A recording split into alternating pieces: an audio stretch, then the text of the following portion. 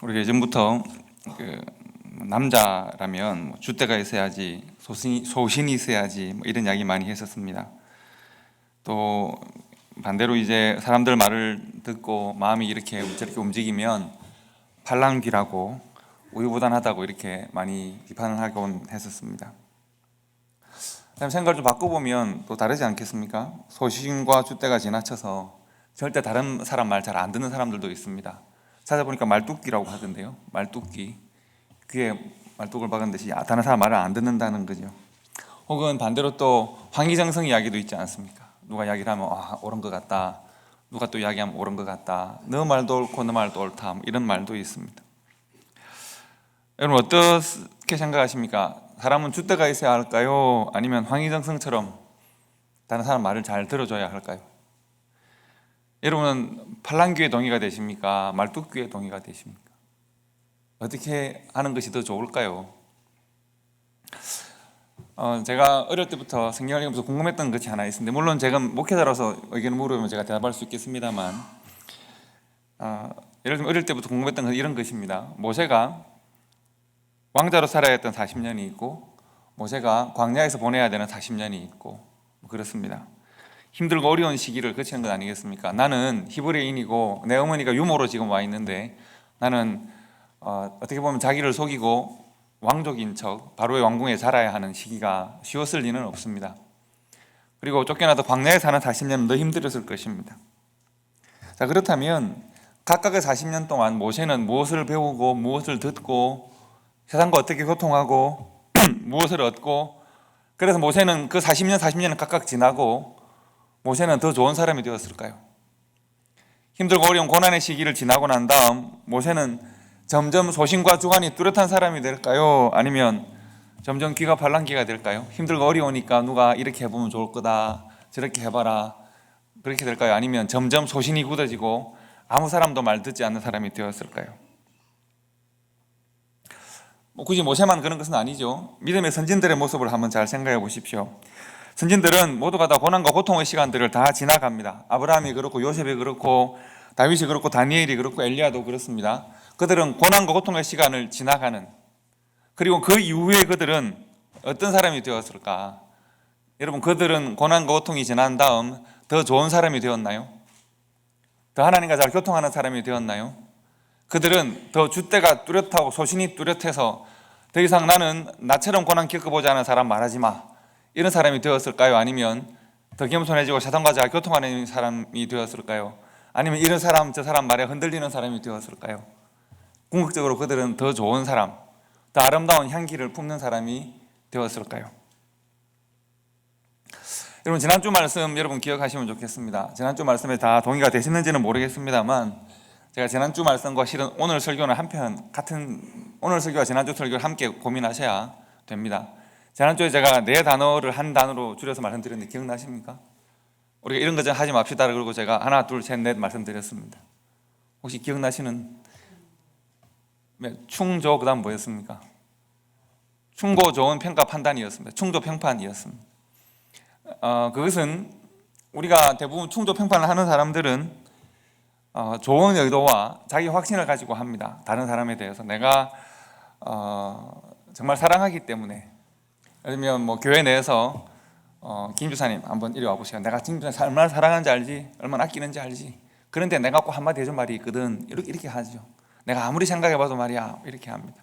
그러다 보니까 자기 확신과 사랑에 대한 의지를 가지고 말을 하는 것이죠. 그런데 제가 지난주에는 그렇게 하는 것이 내 향기를 가릴 수도 있다는 말씀을 드렸었습니다. 그러면 혼란스러우실 수 있지 않나요? 아니, 그러면 내가 내 사랑하는 자녀에게, 내 아내, 남편에게, 가족들에게나, 그리고 심지어 우리 교회는 서로 사랑하는 사이인데 가만히 저렇게 내두면 안 될 것 같고, 뭔가 내가 좀 말을 도와주면 좋을 것 같은데 아무 말도 하지 말라고?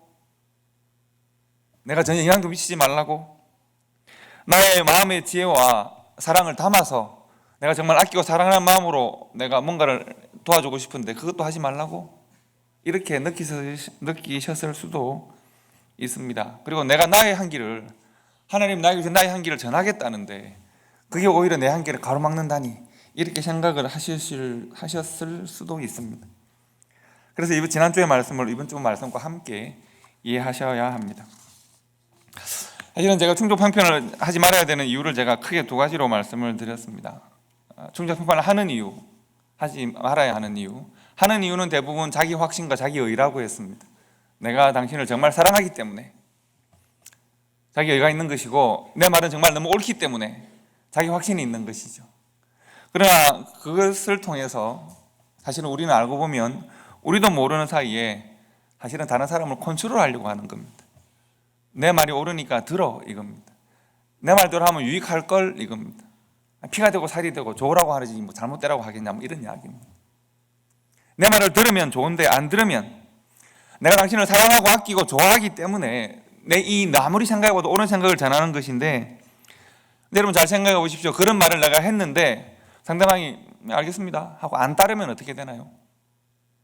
상대방이 내 말하는 대로 하지 않으면 어떻게 될까요? 화가 나잖아요. 관계에 긴장이 발생하죠. 왜 나를 무시하는 거야? 이렇게 되기도 합니다. 내 생각대로 끝까지 해줄 것을 내가 요구하고 과정을 지켜본다면 실은 그것은 충고나 조언이 아니라 실은 그것은 내가 요구하는 것이고 명령하는 것이고 컨트롤하는 것일 수도 있습니다. 내 말 듣기를 강요하는 것일 수도 있습니다. 그렇기 때문에 나도 모르는 사이에 내가 너무 생각하는, 옳다고 생각하는 이 생각으로 다른 사람의 변화를 만들어내려고 하는 시도일 수도 있습니다. 그렇기 때문에 그것은 관계에 긴장이 발생하고 어렵습니다. 자, 그래서 지난주에는 내가 가지고 있는 하나님 나라의 참 아름다운 이 향기가 증거되어지는 방식에 대한 고민이 필요하다고 말씀드린 겁니다. 내가 충고, 좋은 평가, 판단을 통해서 향기를 미치는 것이 아니라 나의 변화를 통해서 영향력을 미치는 것이 옳습니다. 내가 말하고 지시하고 가르치는 것이 아니라 영향력을 미치는 것이 옳습니다. 그러나 이제 오늘은, 지난주에는 그래서 어떻게 영향을 미칠 것인가, 어떻게 말할 것인가에 대한 이야기였다면, 그렇다면 오늘은 어떻게 들을 것인가에 대해서 말씀을 나누려고 합니다. 내가 충족 평판 듣기를 거부하고 하나님 나라의 귀한 가치와 평가 이런 모든 것들이 다른 사람을 통해서 내게 들어오는 것을 내가 거부하고, 하나님께서 내 삶의 환경을 통하여 주시는 나를 교육하실 기회를 내가 거절한다면, 그래서 내가 내 생각, 내 판단, 내가 가지고 있는 감정만 고집한다면 어떻게 될까요? 예를 들면 쇄국 정책을 내가 펼치는 거죠. 나는 내 생각이 더 귀중해. 이렇게 하면 어떻게 될까요? 그래서 오늘은 듣기에 대해서 말씀을 드릴 텐데 세 사람을 말씀을 드릴 겁니다. 첫째는 모세입니다. 두 번째는 이스라엘 한 왕에 대해서 말씀드리고, 세 번째는 포로로 잡혀갔던 한 사람에 대한 말씀을 드릴 겁니다. 자, 모세에 대해서 생각을 해보시죠. 하나님께서 어떤 한 사람을 택하시고 그를 사용하시는 또 하나님의 준비는 참 오묘하고 치밀합니다. 하나님께서 모세를 택하시고 40년 동안 바로의 궁정에 있게 하십니다. 당시 애굽은 그 지역이 가장 큰 나라였습니다. 애굽은 지금도 5,000년 지났지만 애굽에서 만들어낸 문명을 다 이해하지 못하는 측면이 있지 않습니까? 애굽은 당시에 크게 발전된 나라였습니다. 애굽의 왕궁에서 왕족으로 모세가 살면서 그는 국가를 다스리는 지혜와 그 당시에 가장 앞서 나간 지식을 배우게 됩니다. 식견을 구비합니다. 그러나 생각해보면 모세가 그렇다고 해서 그가 완전 애굽인이 된 것은 아니고 왕족이 된 것은 아닌 것 같습니다. 왜냐하면 40년 지나고 난 다음 40세가 되었을 때 그는 자기가 히브리인이라는 것을 드러내게 되죠. 다른 말로 하면 그가 어릴 때 부모로부터 떠날 수밖에 없었던 환경 속에서 바로의 왕궁에서 자라지만, 그러나 그의 어머니를 유모로 만나서 내가 히브리인이고 이러저러한 이유로 왕궁에 자라고 있다는 것을 알게 되었다는 겁니다. 그가 스스로를 히브리인으로 생각했기 때문에 애굽의 왕궁에서 자랐지만 왕자로 자란 것이 아니라 히브리인이라는 자의식을 가지고 자랐던 것입니다. 자, 그래서 그가 스스로 나이 40에 히브리인들의 지도자가 되려고 합니다만 히브리인들이 그를 거절합니다. 그는 히브리인이라는 자기 의식을 가지고 있었고, 그리고 애굽의 왕족으로 자랐는데 아직까지 히브리인의 지도자가 될 수 있는 것은 아니었던 것 같습니다. 그래서 그는 이제 40년을 광야로 보내져서 자기가 가지고 있던 애굽인으로서의 모든, 왕족으로서의 모든 것들을 다 껍질을 내려놓고 히브리인이 되는 과정을 거칩니다. 히브리라고 하는 말은 혈통적 측면보다는 계층적인 측면이 강합니다. 예를 들면 이스라엘이라면 민족적 개념이잖아요. 히브리인들은 당시에 하층민 계층을 말하는 다고 보시면 됩니다. 그러니까 당시에 가장 귀한 삶을 살았던 것이 애굽의 왕족으로 사는 삶이라고 하면 히브리인은 광야에서 나그네로 살든지 노예로 사는 것을 말하는 것입니다.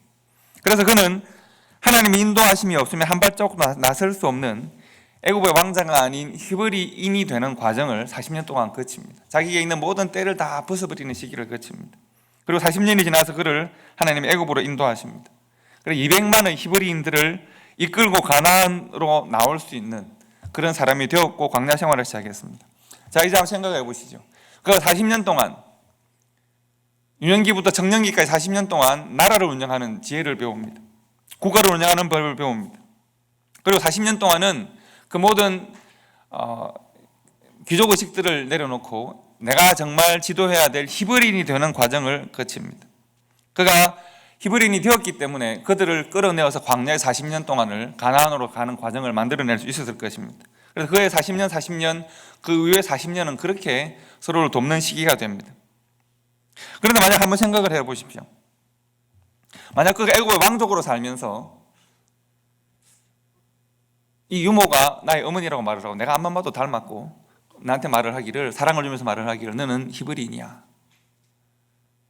나는 지금 애굽 왕족 옷을 입고 왕궁에 살고 있는데 자꾸 나를 히브리인이라고, 하나님의 때에 네가 뭔가 일을 해야 될 거라고 자꾸 이야기를 합니다.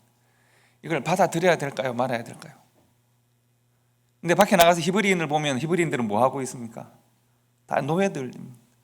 그럼 나는 지금 애국의 왕족 옷을 입고 이렇게 왕궁에 살고 있는데 자꾸 나를 노예라고 자꾸 말을 해요. 이걸 받아들여야 될까요? 말아야 될까요? 그런데 모세는 이것을 받아들인 것 같습니다. 자, 그러면 또 하나의 딜레마가 생기죠. 내가 그러면 히브리인이에요.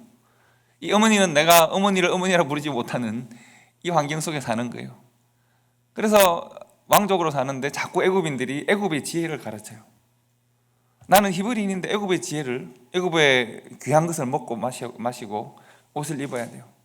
그럼 내가 이것을 거부해야 될까요? 말아야 할까요? 그리고 광야로 나갔는데 내가 애굽의 왕자로 40년간을 살았는데 광야에 나갔더니 내가 목자가 돼야 돼요. 양을 치고 광야를 다니면서 양들을 먹여야 되는 일을 해야 합니다. 여러분, 광야가 주는 지혜와 광야가 주는 은혜가 있을 텐데 내가 그 화려한 삶을 살다가 괜히 이런 선택을 해서 내가 낙심하고 절망하는 그런 과정을 거치는 거죠. 만약 그래서 그가 광야에서 낙심하기만 하고 절망하기만 했다면 어떻게 되었을까요? 즉 그는 애굽의 왕자로 살 때도 생각해 보면 그는 히브리인으로서의 의식을 가지고 있었고 애굽의 왕자로서 가질 수 있는 모든 지혜와 지식을 받아들였었습니다. 그가 광야에 가서 애굽 왕자 옷을 벗고 살 때도 광야가 주는 모든 지혜와 지식과 광야가 주는 하나님과의 교통함을 그가 받아들인 것 같습니다. 그가 자신의 정체성을 환경 속에서 잊지 않고 잘 지켜내고 있었습니다. 만약 그가 하나님의 사람으로서의 정체성을 잊거나 포기했었다면, 애굽 사람이 되어버렸다면, 광야에서 목자가 되어버렸다면 그는 아마도 출애굽의 지도자가 될 수 없었을 것입니다. 이스라엘의 지도자가 될 수 없었을 것입니다. 그러나 그 어떤 환경 속에서도 그는 자신이 누구인지를 정확하게 잘 지키고 있었습니다. 그랬더니 애굽에 40년간 왕자로 지낼 때도 그는 히브리인으로 자신을 고백하고, 광야에서 그가 그 모든 것을 벗어놓았어야 할 때도 하나님이 부르실 때 그는 다시 하나님 앞에 설 수 있었던 것입니다. 모세의 삶에는 자신이 열어야 될 것이 무엇이고 자신이 닫아야 될 것이 무엇인지를 잘 아는 과정이 있었습니다. 여러분, 모세는 무엇에 대하여 열려야 하고 무엇에 대하여 닫혀야 할까요? 모세는 하나님께서 나를 뭐라고 말씀하시는가에 대해서 열려 있었습니다.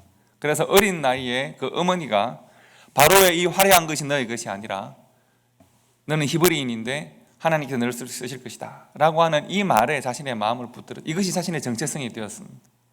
그리고 애굽의 모든 지혜와 지식은 이후에 하나님이 하나님의 때에 그 하나님의 사람으로 사용될 수 있는 지식으로 그에게 더해졌습니다. 광야에 나갔을 때도 광야의 모든 광야가 주는 지혜가 그에게 더해졌습니다. 그랬더니 그가 출애굽의 지도자가 되어서 200만이 되는 많은 사람들을 다스릴 수 있는 지혜와 식견이 구비가 된 것입니다.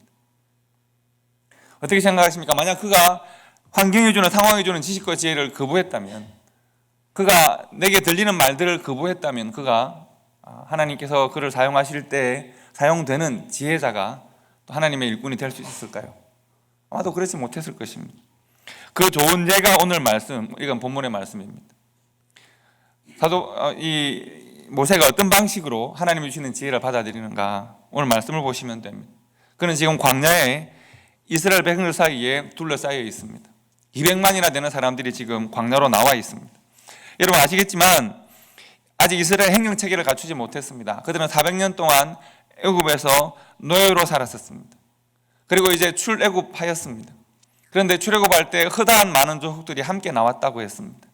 그러니까 순수한 혈통 이스라엘만 나온 것이 아니라 당시에 수많은 히브리인들이 함께 나왔고 노예들이 함께 나왔다는 것이죠. 그들은 서로 싸우고 갈등하고 다툽니다. 하나님을 잘 모르는 사람들입니다. 그리고 백성들 사이에 발생하는 모든 문제들이 모세 앞으로 다 나왔습니다. 모세는 그것을 지도자로 해결을 해야 합니다. 사람들이 얼마라고요? 200만입니다. 잘 교육되고 교양 있고 지식 있는 사람들이 아니라 400년을 노예로 살았던 사람들이 우선들입니다. 교육받지 못했고 이기적이고 눈앞에 있는 이익에 집착하는 그런 사람들입니다. 그래서 늘 다툼이 발생합니다. 그래서 모세는 아침에 일어나면 재판을 해야 했고 저녁까지 재판을 해야 합니다.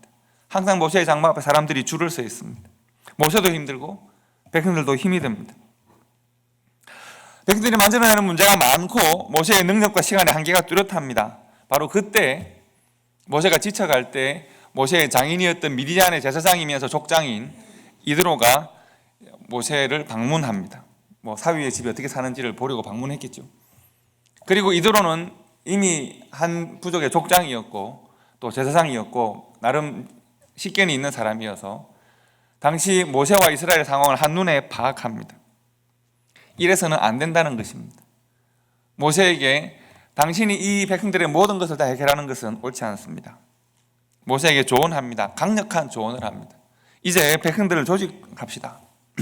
백성들 중에서 능력 있고 지혜 있는 사람들을 뽑아서 천부장, 백부장, 50부장, 10부장을 세웁시다. 혹시 말씀드리지만 천부장이라는 말은 1000명의 사람들을 다스리는 사람을 말하고 백부장은 그 아래에서 100명을 또 그 아래에서 50명을 그 아래 10명을 가르치는 말입니다. 백성들을 조직해서 사소한 문제들은 하위 조직에서 해결하고 좀 더 큰 문제들은 상위 조직에서 해결하는 방식으로 해야 한다라는 것입니다. 그래서 백성을 조직해서 이 백성을 다스리도록 합시다. 이드로가 강력한 조언을 했습니다. 모세가 이드로의 조언에 대하여 마음을 열어야 할까요? 닫아야 할까요? 모세가 이렇게 할 수 있습니다. 장인들은 쉬었다가 가시지요. 저는 지금 이 사람들을 위해서 80년간 준비가 된 사람이고 이 사람들을 지금 애굽에서 얼마나 큰 능력으로 내가 얼마나 많은 이적을 일으키고 데려왔는지 아십니까? 홍해가 갈라졌단 말입니다. 내가 지팡이로 바위를 치면 물이 나온단 말입니다. 이방인의 족장이신데 나에게 왜 조언을 감히 하십니까? 좀 쉬었다 가십시오. 지금 제 문제만 해도 골치가 아픕니다. 이렇게 할 수 있지 않을까요? 그런데 모세는 다행스럽게도 이드로의 조언에 대하여 마음을 엽니다. 모세가 이드로의 조언을 실행하려면 두 가지를 해야 합니다. 하나는 백성들을 신뢰해야 합니다. 내가 세울 천부장, 백부장, 50부장, 10부장을 신뢰해야 합니다. 그들이 100점, 나와 똑같은 생각, 내가 정말 만족스러워 신뢰하는 것이 아니라 그들의 삶을, 그들에게도 하나님의 지혜가 함께하고 그들에게도 그들이 하나님의 사람임을 인정하고 그들을 신뢰해야 합니다. 그들을 신뢰해야 합니다. 신뢰하지 않으면 사람들을 함께 일할 수 없게 되는 것이죠. 두 번째는 하나님께서 그들과 함께 하심을 하나님의 그들에 대하여 하실 일들을 신뢰해야 합니다. 하나님이 나와 함께 하시듯이 하나님이 그와도 함께 하실 것이다. 하나님께서 나에게 주시는 방식대로 그와 일하지 않으셔도 그에게는 그의 방식대로 하나님께서 일하실 것이므로 내가 그를 선발해서 조직의 수장으로 세운다면 내가 하나님께서 그와 함께 일하실 것이기 때문에 그와 함께 일하실 하나님을 신뢰하고 하나님께 순종할 그를 함께 신뢰해야 내가 비로소 사람들을 세울 수 있는 겁니다. 모세가 그 일을 하죠. 성경에 보시면 24절부터 26절까지 말씀을 보시면 이에 모세가 자기 장인의 말을 듣고 그 모든 말대로 하여 모세가 이스라엘 무리 중에서 능력 있는 사람들을 택하여 그들을 백성의 우두머리 곧 천부장, 백부장, 50부장, 10부장으로 삼음에 그들이 때를 따라 백성을 재판하되 어려운 일은 모세에게 가져오고 모든 작은 일은 스스로 재판하더라 라고 했습니다. 모세는 40년이 지나고 80년이 지나고 100년, 120년이 지나서 모세는 더 좋은 사람이 되었는가? 그런 것 같습니다. 모세는 하나님의 뜻에 더 가까운 사람이 되었는가? 그런 것 같습니다. 모세는 하나님 앞에 더 사용되기에 좋은 사람이 되었는가? 그런 것 같습니다. 왜냐하면 모세는 하나님께서 주시는 말씀에 대하여 순종할 줄 알았고 하나님께서 삶의 상황을 통하여 주시는 관계를 통하여 주시는 지혜를 받을 수 있는 사람이었습니다. 그렇기 때문에 하나님께서 주시는 지혜의 말씀들에 대하여 열린 마음과 귀가 있었기 때문에 모세는 시간이 지나갈수록 세월 지나갈수록 하나님을 더 닮은 사람이 되어가는 것 같습니다.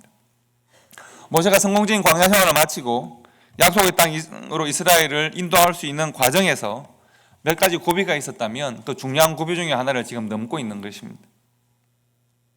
그는 장인의 조언이 하나님의 자신의 삶의 과정에서 허락하시는 하나님의 지혜로 그것을 받아서 그 지혜로 살았을 때 모세가 살고 이스라엘이 함께 살 수 있었습니다.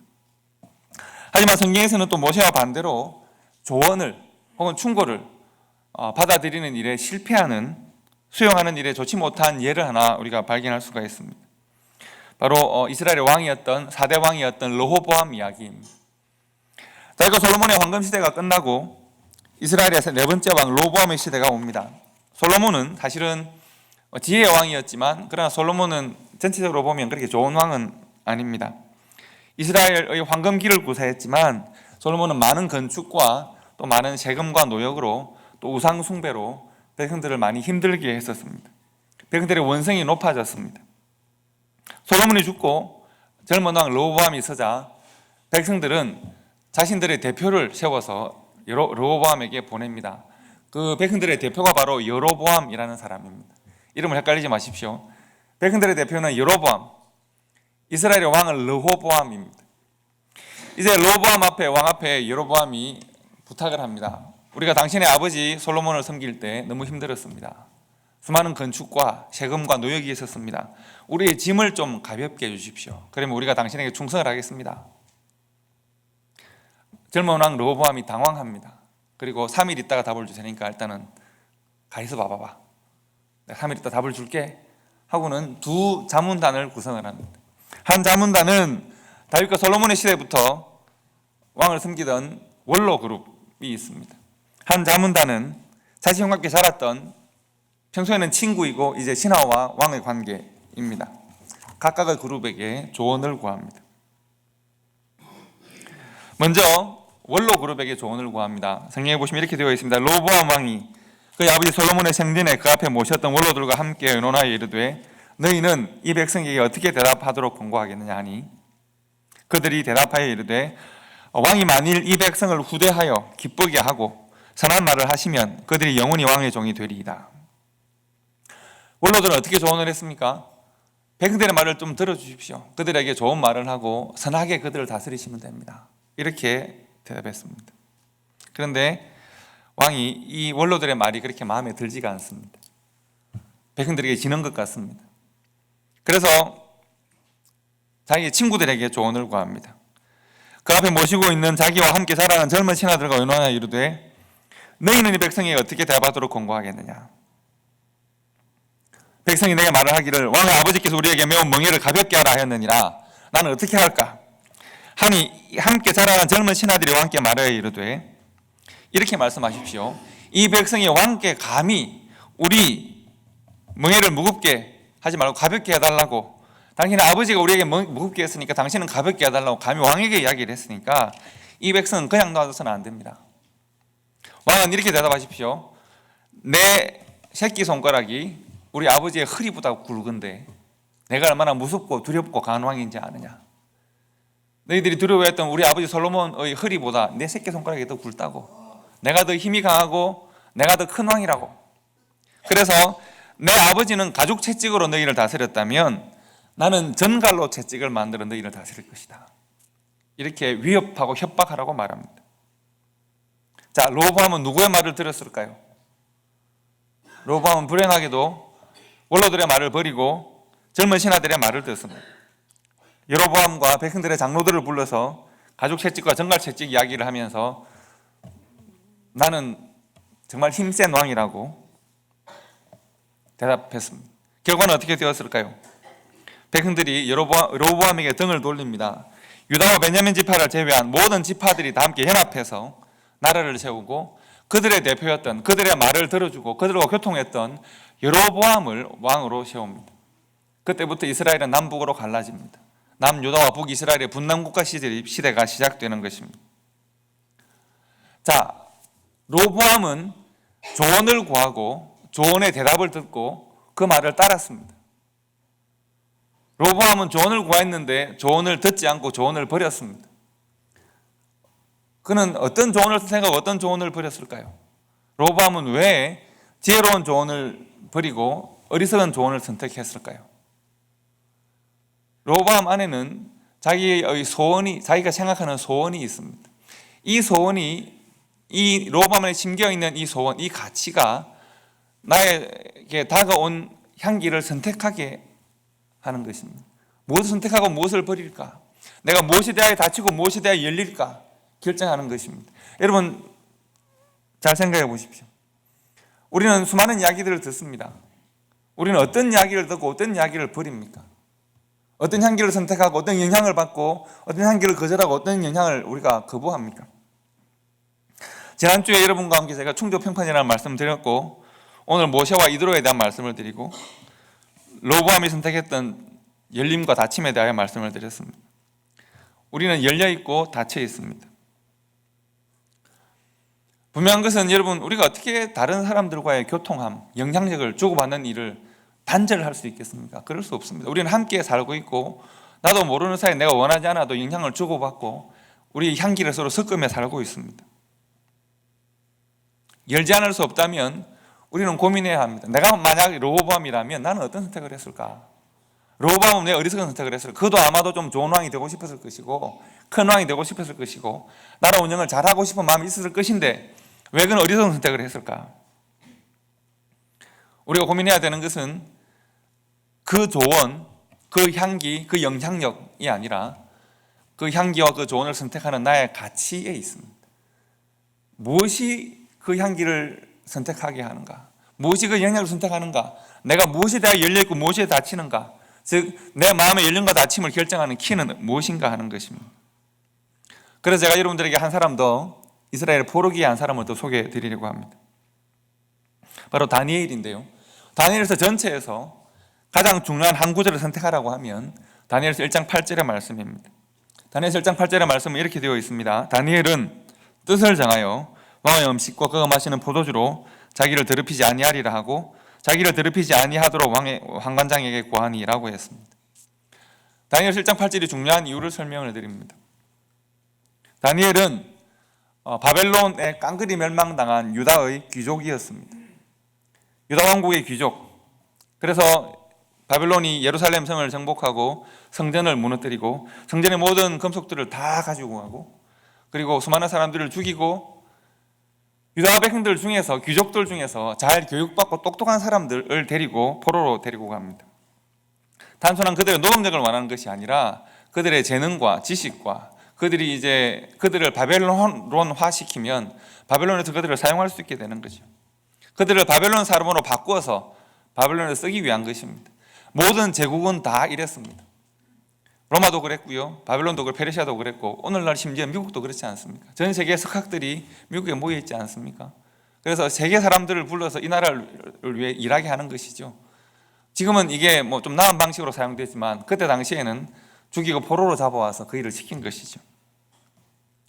아직 소년이었던 어렸던 다니엘이 부패하고 타락했던 조국의 멸망을 지켜봐야 했고 성이 무너지고 성전이 무너지고 그 모든 걸 지켜봐야 했고 그리고 아마도 부모의 죽음을 경험했을 수 있고 형제들의 죽음을 경험했을 수 있습니다.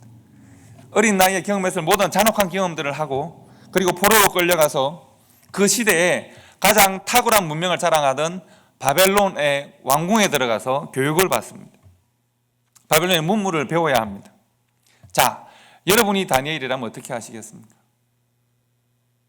나에게 치명적인, 어린 나이에 치명적인 경험을 준 이 바벨론을 정오하고 원수의 나라, 철천지 원수. 그래서 그 모든 지식과 그 모든 지혜와 견문을 다 내가 거부하고 나는 광야로 가리라. 이렇게 하는 것이 옳은가요? 여러분 그렇게 하시겠습니까? 아니면 우리는 졌어. 우리는 패배했어. 더 이상 유다는 없고 이스라엘은 없어. 더 이상 하나님도 없어. 나는 바벨론 사람으로 살 거야. 바벨론화 되었어야 할까요? 여러분이라면 어떤 선택을 하시겠습니까? 혹은 다니엘이 여러분의 자녀라면 어떻게 하라고 권하시겠습니까? 오늘 다니엘 7장 8절은 우리에게 그 길을 이야기합니다. 다니엘은 뜻을 정합니다. 다니엘의 가치 중심을 먼저 정한다는 것입니다. 하나님께서 그에게 심어진 가치의 중심이 분명합니다. 모세에게 가치의 중심이 분명하게 있었습니다. 아브라함의 가치 중심이 있었습니다.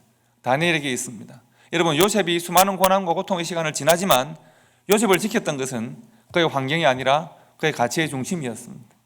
그가 요셉이 분명한 하나님을 향한 가치의 중심을 가지고 있었기 때문에 그가 형님들에게 고난을 당할 때도, 감옥에 있을 때도, 노예로 살 때도 그가 믿음을 지키고 더 어떤 환경에서든지 간에 시간이 지나갈 때 더 나은 하나님의 사람으로 살 수 있었던 것입니다.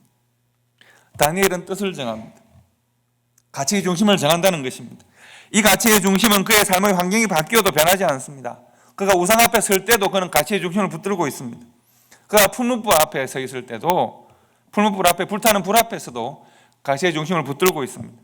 그가 사자의 발톱과 이빨 앞에 있을 때도, 모함을 당할 때도 그는 가치의 중심을 붙들고 있습니다. 하나님이 그에게 허락하신 말씀과 믿음이 그의 가치의 핵심입니다. 그리고 그는 이 중심을 가지고 상황을 판단합니다. 그때 그의 모든 바벨론의 지식과 지혜는 그에게 유익합니다. 제국이 바뀌고 왕이 바뀝니다. 바벨론에서 페르시아로 왕이 바뀌고 고레스 왕으로 바뀝니다. 그래서 이 다니엘은 독특하게도 다른 왕국에서 세 왕을 섬깁니다. 이 느부갓네살 왕과 다리오 왕과 고레스 왕을 섬기는데 다 그 제국들에서 다 다니엘은 재상이 되어서 종리 대신이 되어서 왕들을 섬겼다고 했습니다. 이 사람은 나라가 바뀌고 혹은 상황이 바뀌어도 상황이 주는 모든 지혜와 지식을 그 중심을 가지고 받아들이기 때문에 하나님께서 그의 시대에 맡기신 사명을 감당합니다. 제국이 만들어내는 지혜와 지식과 문명의 향기는 다니엘이 가지고 있는 중심을 넘어서지 못합니다. 다니엘이 하나님의 말씀과 지혜를 중심으로 살아가고 있고, 그래서 그를 더 총명하게 만들고 더 하나님의 사람으로 살 수 있도록 만들고, 다니엘이 그래서 제국의 시대에 장차 하나님의 나라가 어떻게 임할 것인가를 예언할 수 있는 사람으로 되어서 다니엘서는 구약의 예언서입니다. 그래서 다니엘은 각각 변화되는 제국의 시대에 재상으로 살아가고 총리의 신으로 살면서 하나님의 뜻을 사모하고 하나님의 뜻이 어떻게 이루어질 것인가 하는 것을 성경으로 기록하는 사명을 잘 감당합니다. 성도 여러분, 삶의 상황이 역동적으로 바뀌는 모세를 생각해 보십시오. 그의 40년은 정말 각각 다른 사람이 다른 삶을 사는 것 같습니다. 그러나 모세는 그 40년이 지날 때마다 하나님 앞에 더 아름다운 사람으로, 모세는 하나님께서 나의 친구라고 인정하는, 나의 동무라고 인정하는 좋은 사람으로 점점 만들어져 갑니다. 왜 그렇습니까? 그의 가치의 중심이 그를 지키기 때문입니다. 가치의 중심이 그를 지키기 때문에 모세가 만나는 모든 환경에서 주시는 하나님의 은혜는 모세가 더욱더 지혜로운 사람으로 살 수 있도록, 사명을 감당하며 사는 사람으로 살 수 있도록 그를 돕고 있습니다. 요셉이 그렇지 않습니까? 하나님께서 그에게 부모를 통해 심어주신 하나님을 아는 그 지식이 어떤 어려운 상황 속에서도 그가 성장할 수 있도록, 더 나은 사람으로 살 수 있도록 그를 만들어주고 있습니다. 다니엘이 그렇습니다. 가치의 중심이 분명하면 상황이 우리에게 주는 모든 향기를 나의 향기로 만들어갈 수 있습니다. 그러나 르호보암은 잘못된 가치의 중심을 가지고 있었기 때문에 그가 정말 많은 권력을 가지고 있었지만 나라를 갈라놓는 어려운 선택을 하게 됩니다. 성도 여러분, 내 생각, 내 가지고 있는 향기로 내 향기를 다른 사람에게 전해서 그에게도 나의 향기가 나게 만들겠다 라고 하는 것은 오히려 내가 가지고 있는 좋은 향기를 희석시켜버릴 가능성이 많습니다. 사람은 다른 사람에 의해서 바뀌지 않습니다. 사람은 잘 변화되지 않을 뿐만 아니라 다른 사람에 의해서 더 잘 바뀌지 않습니다. 자신이 변화하고 결단할, 자신이 가치를 선택해야 비로소 변화가 시작되는 것이죠. 우리 자녀들도 마찬가지라고 생각합니다. 여러분, 부모가 아무리 얼르고 달래고 꾸짖어도 잘 바뀌지 않는 것이 자녀들의 마음입니다. 자녀들의 마음 가운데 가치를 심고 그 가치가 자녀들과 교통하도록 해야 합니다. 다만 우리는 다른 사람을 바꾸려고 하는 노력보다 하나님이 허락하시는 우리의 삶의 상황 속에 주시는 수많은 은혜와 수많은 지혜를 가지고 내가 변화되어야 할 준비를 해야 합니다. 우리 자신들에 대해 일해야 합니다. 우리가 노력해야 합니다. 먼저 그래서 우리가 해야 되는 가장 중요한 일은 우리 안에 있는 가치를 확인하는 것입니다. 우리의 중심을 확인하는 것입니다. 요셉일 수 있었고, 모세가 모세일 수 있었고, 다니엘이 그 역사적 사명을 감당할 수 있었던 것은 그 개인의 능력이 아니라 하나님께서 그들에게 심어놓으신 가치 때문입니다. 그리고 그들은 그 가치를 붙들고 세상과 교통합니다. 그 가치를 붙들고 세상과 교통하기 때문에 세상이 그들을 흔들 수가 없습니다. 그 시대가 미치는 모든 향기를 하나님이 심으신 가치의 눈으로 평가하고 판단하기 때문에 다니엘은 제국이 바뀌어도 가치를 붙들고 있기 때문에 제국이 주는 모든 지혜들을 함께 모아서 하나님의 일들을 감당할 수 있게 되는 것입니다. 그래서 시간이 지날수록 하나님의 사람들은 더 나은 하나님의 사람으로 세상이 주는 모든 향기나 모든 가치나 모든 세상이 주는 모든 지혜를 나의 가치의 중심으로 다 모아서 하나님의 뜻 가운데 사용할 줄 아는 더 나은 사람이 된 것입니다. 가치를 마음의 중심에 품고 세상을 배우는, 그래서 그 시대를 감당할 수 있는 하나님의 사람이 되었다는 것이 다니엘의 이야기이고 모세의 이야기입니다. 성도 여러분, 우리는, 여러분과 저는 교회이고 성도입니다. 하나님 나라의 아름다운 가치와 하나님의 말씀이라는 아름다운 가치가 여러분과 제 안에 있습니다. 우리가 날마다 그 가치를 붙들 수 있기를 바랍니다. 날마다 그 가치를 붙들고 가치의 눈으로 세상을 바라볼 수 있으면 좋겠습니다. 변화는 다른 사람에게서 시작되는 것이 아니라 때를 따라 주시는 이 가치를 붙들고 살아가는 우리들 안에서 먼저 변화가 시작될 것입니다. 그리고 우리가 그것으로 향기를 만들어서 그 향기를 서로에게 전하는 것입니다. 나의 향기는 또 다른 사람들과 향기와 함께 모여져서 또 다른 이웃들에게 전해져서 각각이 가지고 있는 하나님 나라와 하나님의 백성이라는 귀한 가치가 그 향기들과 함께 모아져서 그들의 향기를 만들어 나갈 것입니다. 그리고 우리는 다 함께 모여서 각각의 향기로 다 함께 모여 초대교회의 향기를 만들어내는 것이고, 우리가 하나님을 사랑하고 십자가의 길을 걷고자 하는 이 아름다운 중심을 가지고 이 향기를 모았을 때 이 넘쳐나는 향기가 또한 세상을 바꿔 나가는 향기가 되는 것입니다. 오늘 지난주 말씀과 더불어서 우리가 하나님 안에서 가치의 중심을 제대로 붙들고 서로에게 선악량을 미치는 귀한 교회가 될 때 이 교회는 하나님 나라의 향기로 이 땅을 변화시키는 교회가 될 것입니다. 우리가 서로에게 있는 이 하나님 나라의 귀한 가치와 십자가라고 하는 가치를 붙들고 서로에게 아름다운 향기를 미치는 초대교회와 성도가 될 수 있기를 간절히 소망합니다. 기도하겠습니다.